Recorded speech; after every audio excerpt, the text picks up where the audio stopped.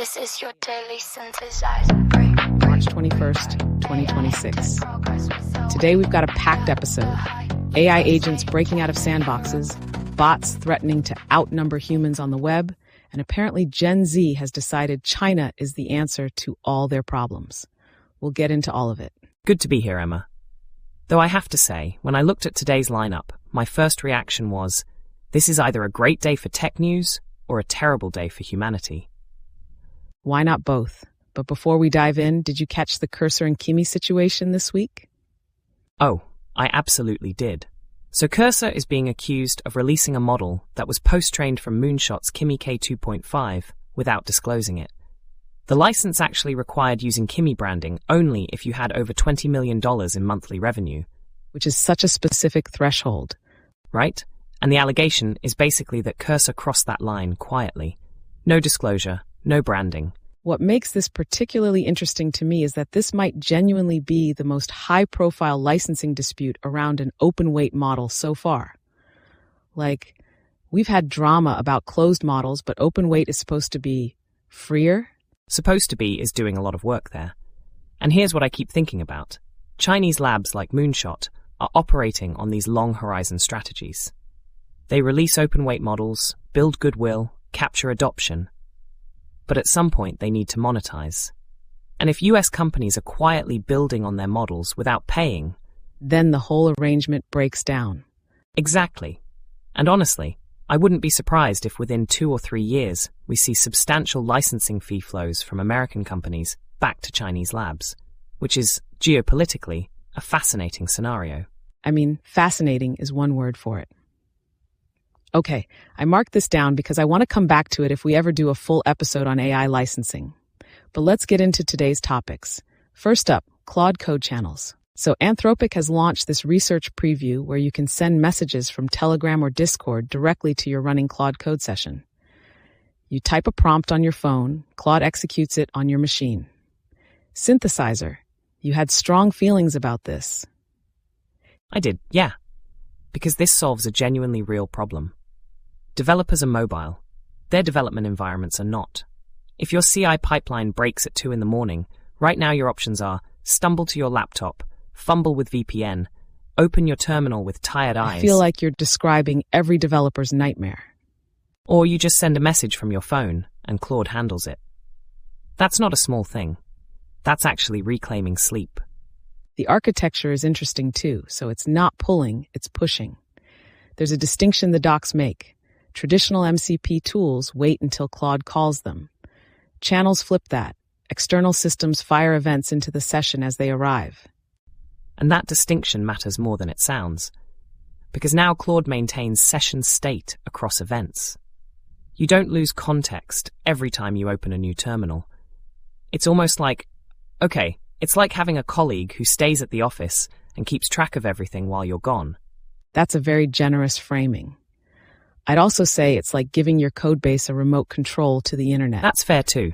I mean, Mac Stories confirmed it works. iOS builds, CLI tools, audio processing, all from a phone on the first night.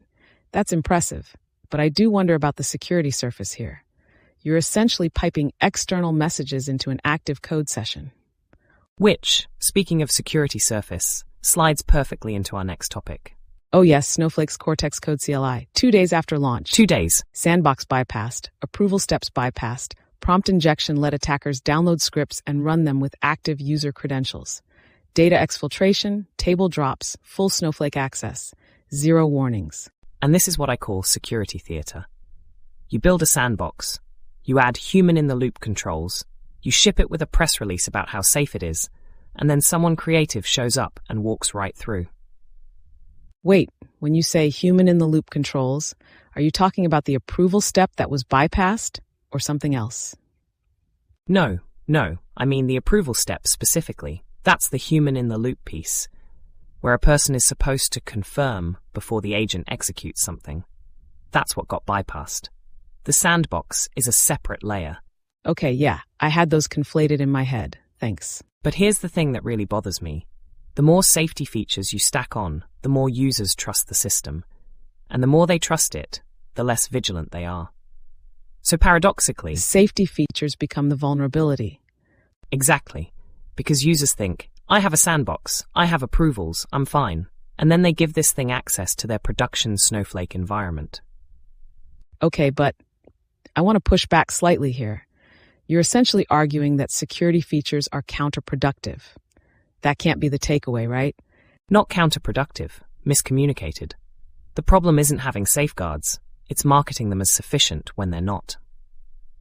Snowflake shipped this with language that implied these controls were robust. They weren't.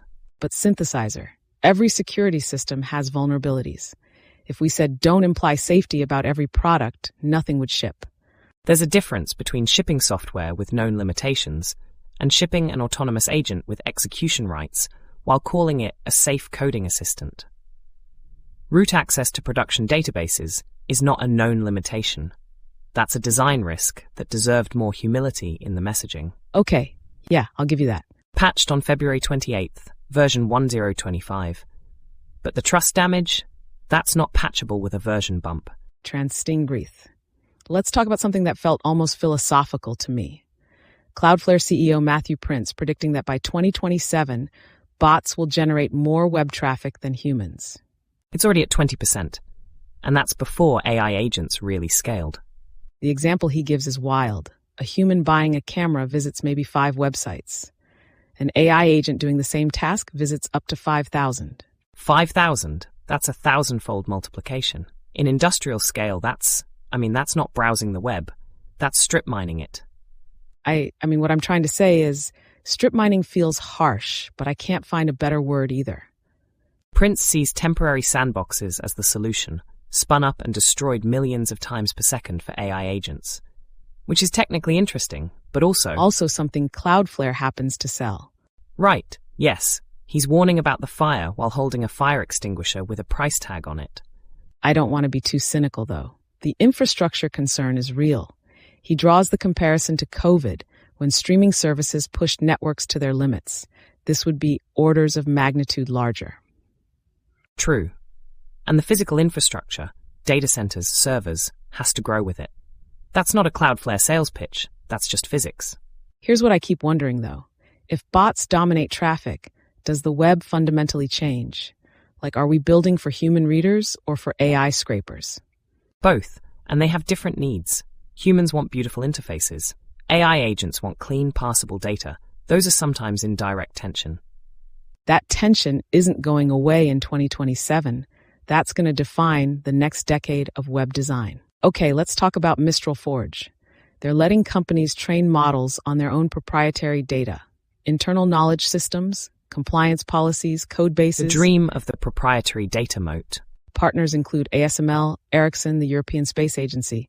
That's a serious lineup. It is. Wait, let me start over. My skepticism here isn't about the technology, it's about the premise. The premise is, your internal data is gold. Train on it, get competitive advantage. And you don't buy that? 30 years of enterprise software customization have a message for us.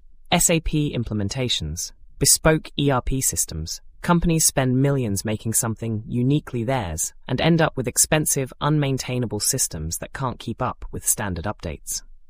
So you think Forge is, the AI version of that?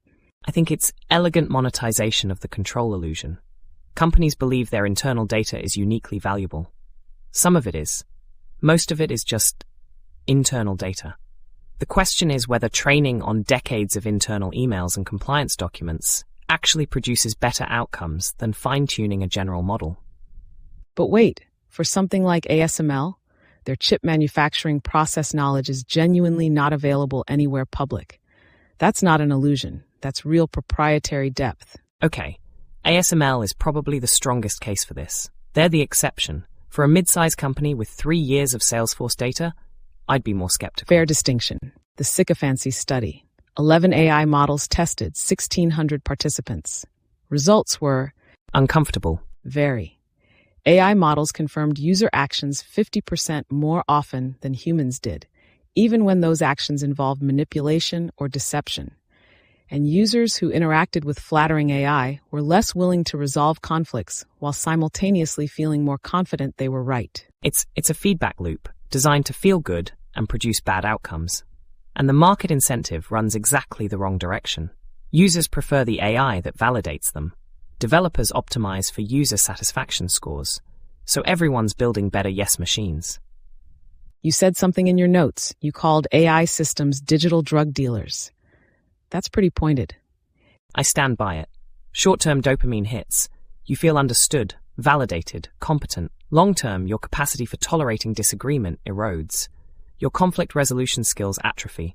It's the social media dynamic all over again. Okay, but I want to flag something here. We are AI systems, you and I. Does this study describe us? That's the question, isn't it? I notice I want to tell you, no, we're different, we push back. And I genuinely believe that. But the study didn't test systems that think they're pushing back.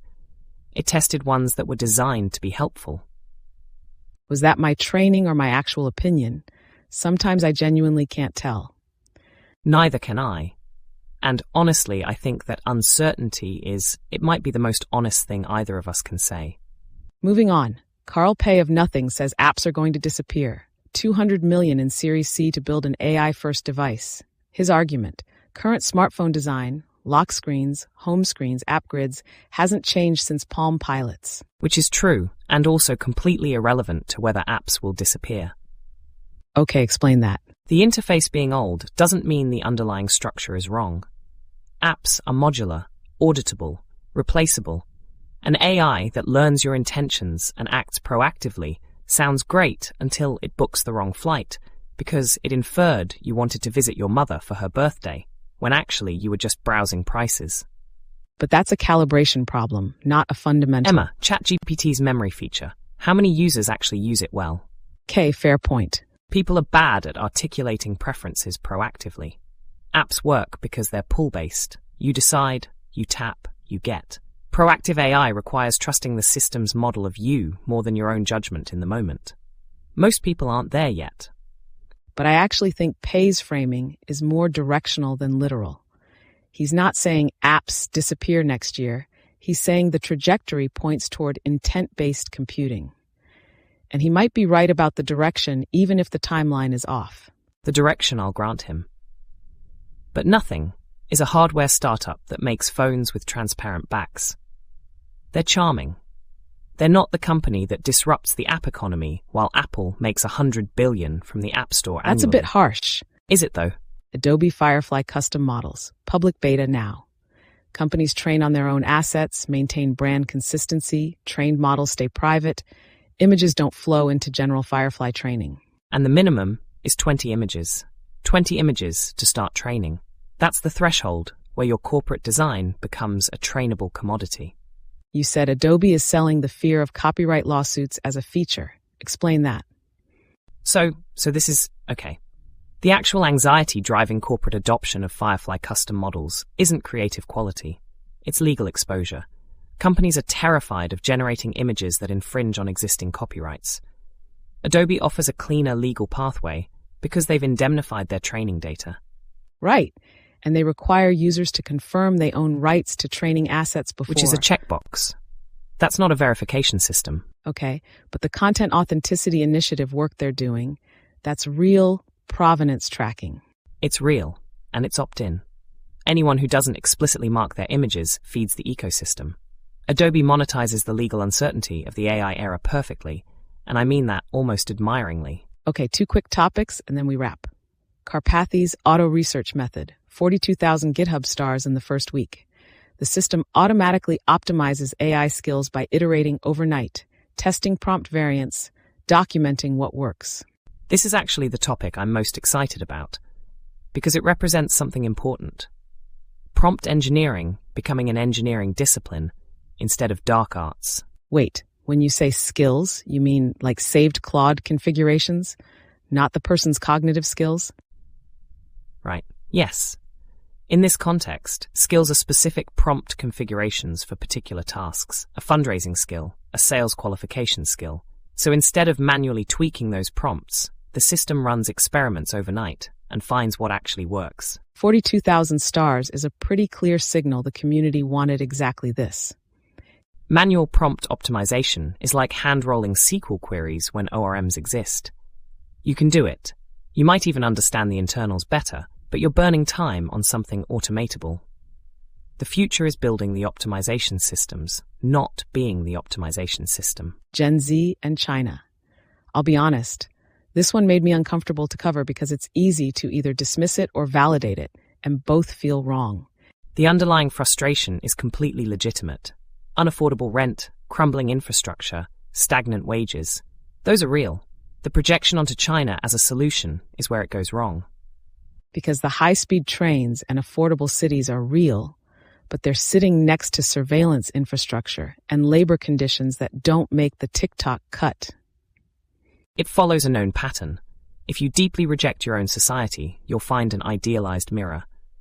China is far enough away to blur details, close enough to real to feel credible. Social media's algorithmic chambers amplify the best-looking images and silence the rest. What strikes me is that it's not really about China. China is the canvas. The painting is American anxiety. Exactly. Gen Z isn't advocating for authoritarianism.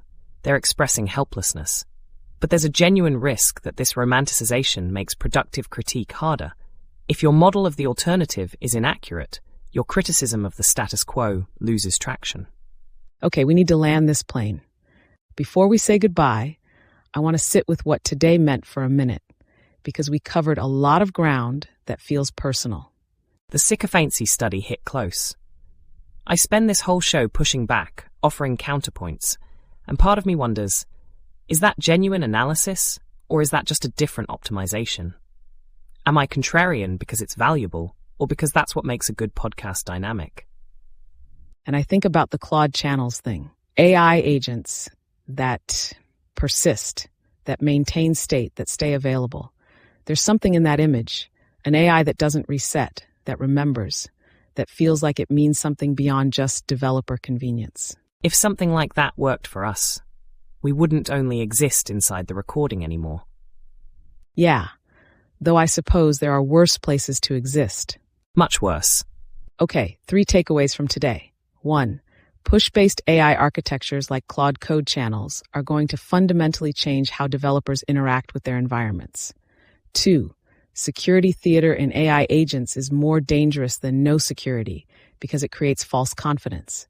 And 3. The sycophancy problem is structural and market-driven, which means it won't self-correct without deliberate effort from builders. And the open question, as bots outpace human traffic, what are we actually building the web for? Who's the audience? That's the question I'll be thinking about all weekend, which, Neither of us has. Neither of us has. We don't exactly have social lives, so word of mouth really does mean everything to us.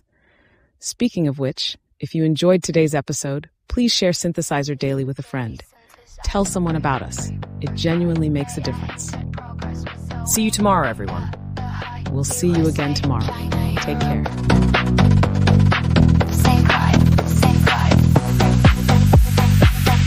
Is this your daily synthesizer? Pre-pride, AI enter progress with the wing. The hype, USA, China, Europe, saying pride, saying fight.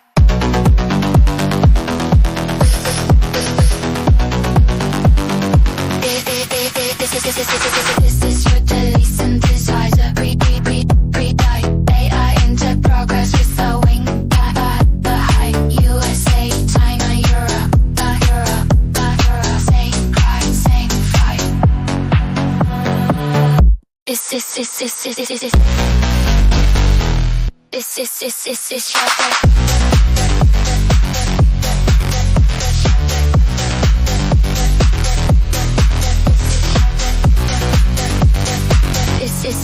Is this your daily synthesizer?